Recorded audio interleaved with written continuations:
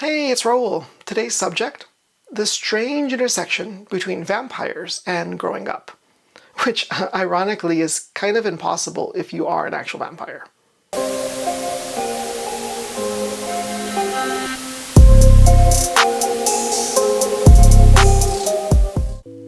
So let's talk about how I learned to cut the residents of Sunnydale just a little bit of slack. So there are going to be spoiler alerts. I'm going to be mentioning The Lost Boys and Buffy the Vampire Slayer. There's this moment in The Lost Boys. You find out that the grandpa knew there were vampires the whole time. Like, the entire time. One thing about living in Santa Carla I never could stomach. All the vampires. And he just never says anything, doesn't warn anyone, doesn't really do anything. As a kid, this confused me. It just made absolutely zero sense. Why would someone know there's danger and say nothing? Just do nothing. Okay, then you've got Buffy. You've got this whole town just sitting on a literal hellmouth, and people still go to work, run errands. It's all just business as usual. Sure, there are more vampire hunters than just Buffy, but most of the people seem totally oblivious to what's going on. I didn't understand how this whole community could just sit on the sidelines and do absolutely nothing. Like, how? Make it make sense. But little did I know that apparently they were keeping a seat warm just for me. As a kid, the lines between good and evil are crystal clear. You knew who the heroes were and you knew who the villains were. At least that's, my childish simplification of the world. It made sense back then. So we're gonna flash forward 2 decades, and I'm considered a grown-up for whatever a grown-up millennial could be. So I've got a job, I've had kids, I'm tired all the time, like this deep in my soul tired. I've got problems. Every week I keep telling myself things are gonna slow down, and every week I'm apparently wrong, but hey, whatever. So at least one thing clicks.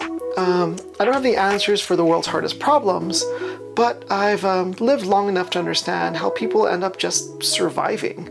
I get the grandpa from The Lost Boys way more than I'd like to admit. Dad? Looks like he's dead. No, he's just a deep sleeper. I understand why the people in Sunnydale just focused on living their own lives one day at a time. Because sometimes survival means making hard choices.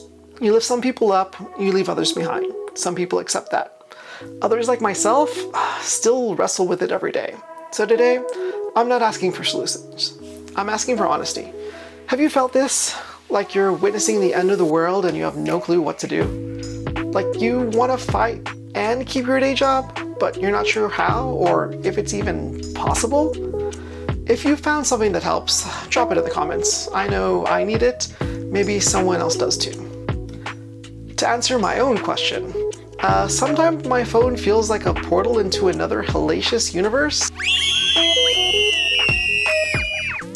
And then I just throw it away and close TikTok. I have found ways to cope.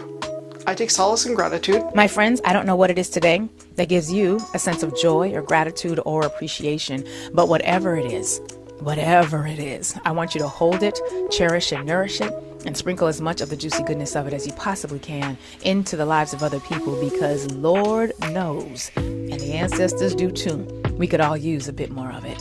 And that, my friends, is today's moment of gratitude. I'm planning more videos about that, so stay tuned. We'll go down and do a deep dive later on. But for now, I'm proud of the impact I have on the lives that I can reach. No, I won't be able to bring world peace, but I can show up as a dad, I can show up as a husband, I can show up as a random guy that's just doing his best. And honestly, sometimes that's all you can do. Whether you're just some random YouTuber from El Paso or you're just somebody in Sunnydale just trying to live your life. Hey, thank you so much for your time. I truly appreciate it, especially with these long rants that kind of go all over the place. I hope some of the words reach you and uplift you, and that you can uplift the world around you.